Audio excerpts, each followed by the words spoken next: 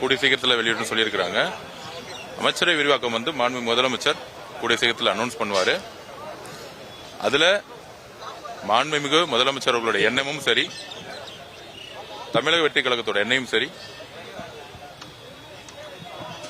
சமூக நீதியின் அடிப்படையில் இயங்கக்கூடிய தலைவர்களும் கட்சிகளும் அமைச்சரவையில் இணைய வேண்டும். குறிப்பாக இந்திய காங்கிரஸ் கட்சி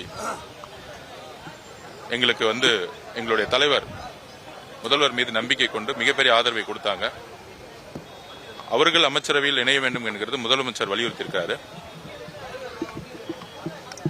அதே மாதிரி இடதுசாரி இயக்கங்கள் வெளியிலிருந்து ஆதரவு கொடுக்க வேண்டிய அவங்களுடைய கொள்கை முடிவை நாங்கள் எப்பொழுதும் மதிப்போம்.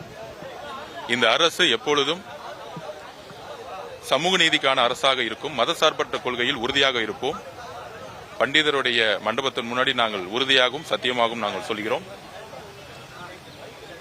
அதே மாதிரி விடுதலை சிறுத்தைகள் கட்சி தலைவர் அண்ணன் திருமானன் அவர்களை நாங்கள் அழைக்கிறோம் அமைச்சரவையில் பங்கு பெற.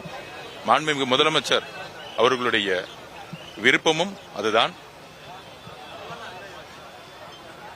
IUML நம்முடைய இஸ்லாமிய சகோதரர்களும் அமைச்சரவையில் இருக்க வேண்டும் என்பதை நாங்கள் பணிவன்புடன் கேட்டுக்கொள்கிறோம். அதை நாங்கள் தலைவர்களிடையும் வலியுறுத்தி இருக்கிறோம். அந்த மாதிரி இடதுசாரி சிந்தனைகள் கொண்ட சமூக நீதியின் அடிப்படையில் மதசார்பற்ற கொள்கையில் இருக்கக்கூடிய எல்லோரும் தலைவர்களும் அமைச்சரவையில் வர வேண்டும் என்பது மாண்புமிகு முதலமைச்சருடைய விருப்பம். அதோடைய கனவு. ஒரு அன்பான ஒரு எப்படி எல்லாம் ஒரு குடும்பமா இருக்குமோ அது மாதிரி அமைச்சரவை இருக்கணும்னு மாண்புமிகு முதலமைச்சர் நினைக்கிறாரு.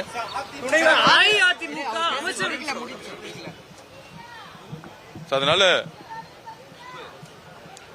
விடுதலை சிறுத்தைகள் கட்சியாக இருக்கக்கூடிய அண்ணன் திருமானன் அவர்களோ, IUML தலைவர் அவர்களோ, காங்கிரஸ் தோழர்களோ எல்லோரும் அமைச்சரவையில் பங்கு பெற வேண்டும் என்பதை எங்களுடைய விருப்பத்தை தெரிவிச்சிருக்கிறோம். உடனடியாக முடிவெடுத்து சொல்றேன்னு சொல்லியிருக்கிறாங்க. அந்த கட்சிகளுடைய கலந்தாலோசனை கூட்டம் நடந்துட்டு இருக்கு. நல்ல செய்தி வரும்னு நாங்க நினைக்கிறோம்.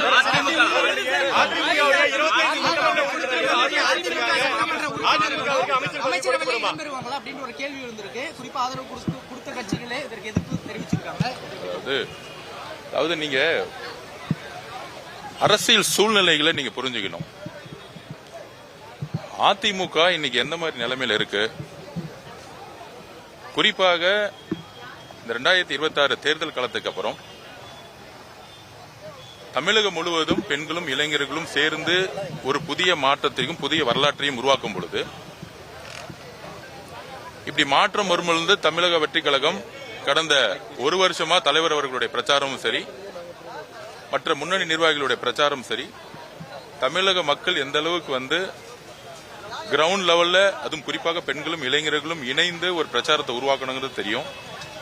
அப்படி ஒரு 50 வருஷம் கழிச்சு ஒரு மாற்றத்திற்கான தலைவராக எங்களுடைய மாண்புமிகு முதலமைச்சர் உருவாகும் பொழுது நாங்கள் ஆட்சியை உருவாக்கும் சொல்லும் போது ஊடகங்களோ எதிர்கட்சிகளோ அன்றைய இருந்த திமுகவோ அதிமுகவோ எங்களுடைய தலைவர் முதலமைச்சர் அவர்களை அண்டர்எஸ்டிமேட் பண்ணாங்க.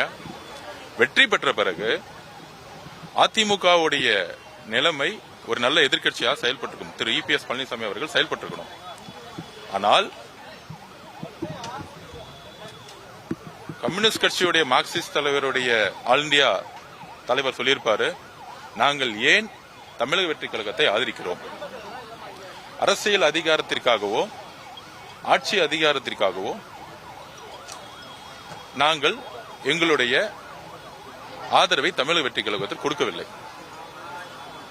அப்படி மார்க்சிஸ்ட் கமிஷனுடைய தலைவர் திரு பேபி அவர்கள் வெளிப்படையாக சொன்னிய வார்த்தை, நாங்கள் காங்கிரஸ் எடுத்தவுடனே திரு ராகுல் காந்தி அவர்கள் தன்னுடைய ஆதரவை கொடுத்தாரு. அவருக்கு தமிழ்நாட்டில் என்ன நடந்துச்சுன்னு அவருக்கு இமீடியட்டா நோட்ஸ் போயிருக்கு.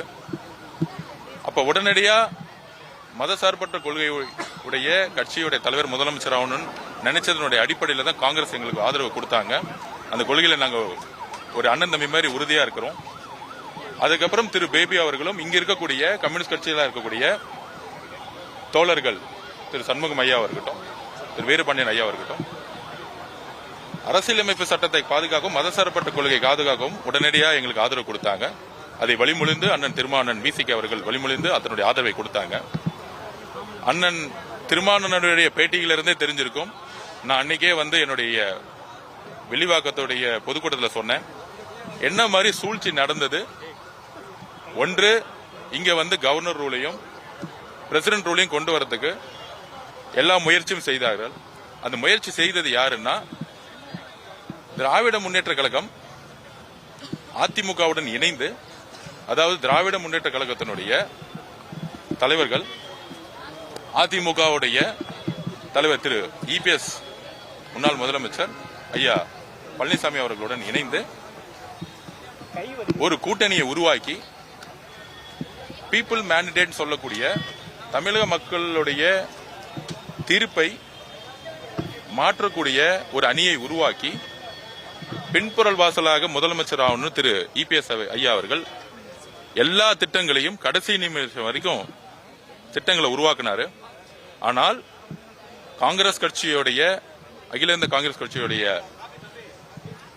எதிர்கட்சி தலைவராக இருக்கக்கூடிய திரு ராகுல் காந்தி அவர்கள், மார்க்சிஸ்ட் கம்யூனிஸ்ட் கட்சியுடைய தலைவர்கள் அண்ணன் திருமாவளவன் அவர்கள், விசிகே, ஐயுஎம்எல் எல்லோரும் அரசியலமைப்பை பாதுகாக்கணும், ஒரு நல்ல ஆட்சியை உருவாக்கணும்னு எல்லோரும் ஒரு அணியில் திரண்டார்கள்.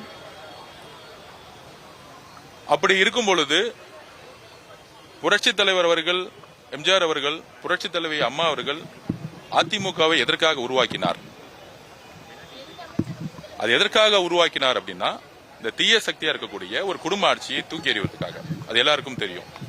அப்படி இருக்கும் பொழுது திமுக தன்னுடைய கொள்கைகளை இழந்து மதசார்பற்ற கொள்கையிலிருந்து விலகி திரு மு.க. ஸ்டாலின் அவர்களும் திரு உதயநிதி அவர்களும் எலெக்ஷன் நேரத்தில் திரு இபிஎஸ் பழனிசாமி அவர்களுக்கு ஓட்டு போட்டா இங்கு பிஜேபி ஆட்சி தான் நடக்கும். திரு இபிஎஸ் அவர்கள் அந்த கட்சியோட பொதுச்செயலராக இல்ல, டெல்லி தான் அந்த கட்சியோட தலைமையா இருக்குன்னு அவங்களுடைய பிரச்சாரம், ஒரே பிரச்சாரம் இந்த தகவலை நோக்கி தான் வந்து தமிழ்நாடு முழுசும் பிரச்சாரம் பண்ணாங்க. ஆனால் தேர்தலில் எலெக்ஷன் முடிஞ்ச உடனே திமுக தன்னுடைய கொள்கைகளை மறந்து அதிமுகவோட சேர்ந்து மக்களுக்கு எதிரான ஒரு அரசியலையும் ஒரு அரசியையும் உருவாக்க முற்பட்டார்கள். ஜனநாயக சக்திகள் எல்லாரும் இணைந்தோம். அப்படி அந்த கட்சிக்குள்ள ஒரு ஃபேக்ஷன் உருவாச்சு. அந்த ஃபேக்ஷன் இருக்கக்கூடிய சி.வி. சண்முகம் அண்ணன் வந்து அதை லீட் பண்ணாரு. அவர் லீட் பண்ணும்போது சொல்லக்கூடிய தகவல்கள் அவர்கள் அதிகாரத்துக்காகவோ இல்ல அமைச்சர் பதவிகளுக்காகவோ வெளியில வரல. இது வந்து ஏதோ வந்து பேச்சுவார்த்தை வந்து அதிகாரத்துக்கான பேச்சுவார்த்தைன்னு வந்து தவறான ஒரு தகவலை திமுக பண்ணது. திமுக தலைவராக இருக்கக்கூடிய மு.க. ஸ்டாலினும் திரு உதயநிதி அவர்களும் திரு இபிஎஸ் ஐயா பழனிசாமி அவர்கள் தான் 3 பேரும் சேர்ந்துதான் ஒரு ஆட்சி உருவாக்கணும்னு சொல்லிட்டு குதிரை பேர் அரசுல வந்து உருவாக்குனாங்க. இதுதான் பீப்புள் மேண்டேட்டுக்கு எதிரானது. எங்க கிட்ட இந்த ஃபேக்ஷன்ஸ் வந்து புரட்சி தலைவி அம்மா அவர்கள், புரட்சி தலைவி எம்ஜிஆர் அவர்களுடைய கனவை நாங்கள் நிறைவேற்றணும், அதிமுக கட்சியை வந்து காப்பாற்றப்படணும். ஐயா இபிஎஸ் ஐயா பழனிசாமி அவர்கள் கட்சியை டெல்லியில் அடமானம் வச்சுட்டாங்க. நாங்க தொடர்ந்து 14-15 தேர்தலில் தோத்துட்டோம். அதிமுகவுடைய முன்னணி நிர்வாகிகளா இருக்கட்டும், அதிமுக தொண்டர்களாகட்டும், ஏன் அதிமுக விரும்பிய மக்களாகட்டும், இந்த கடுமையான தோல்விக்கு திரு இபிஎஸ் ஐயா பழனிசாமி அவர்கள் தான் காரணம்னு அவருடைய நிலைப்பாடு காரணம். டெல்லியோட சேர்ந்தது மிகப்பெரிய அதிருப்தியாக இருந்தாலும், பிஜேபியோட சேர்ந்து மிகப்பெரிய அதிருப்தியாக இருந்தாலும், திமுகவுடைய கடைசியில திரு இபிஎஸ் ஐயா பழனிசாமி அவர்கள் சேர்ந்தது வரலாற்று பிழைங்கிறதோட ஒரு தற்கொலைக்கு சமங்கிறத அதிமுக தொண்டர்கள் உணர்ந்திருக்காங்க. அப்ப நாங்க கட்சி ஆரம்பிக்கும் போதே எங்களோட தலைவர் வந்து சொல்லியிருக்காரு, புரட்சி தலைவர் அவர்களை எந்த அளவுக்கு விரும்புறாருன்னு. புரட்சி தலைவர் எம்ஜிஆர் அவர்கள் உருவாக்கக்கூடிய கட்சி, அங்க இருக்கக்கூடிய தொண்டர்கள் எப்பொழுதும் தமிழக வெற்றி கழகத்தினுடைய தொண்டர்களோட எப்பயுமே ஒரு அன்போட இருப்போம். அந்த கட்சிக்கு ஒரு பிரச்சனை நடக்கும் பொழுது எங்களோட நிலைப்பாடு ஆதரவோ இல்ல இதுக்குள்ள வந்து பின்னாடி வந்து ஒரு அரசியல் காரணங்களும் கிடையாது.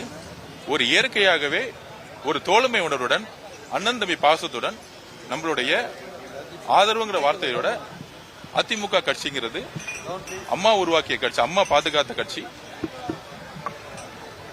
அதை வந்து ஒரு தோழமையுடன் தான் நாங்க பாக்குறோமே தவிர மித்த திமுகவுடைய அதிமுகவுடைய பிரச்சாரம் மாதிரி இதுல எதுவும் கிடையாது.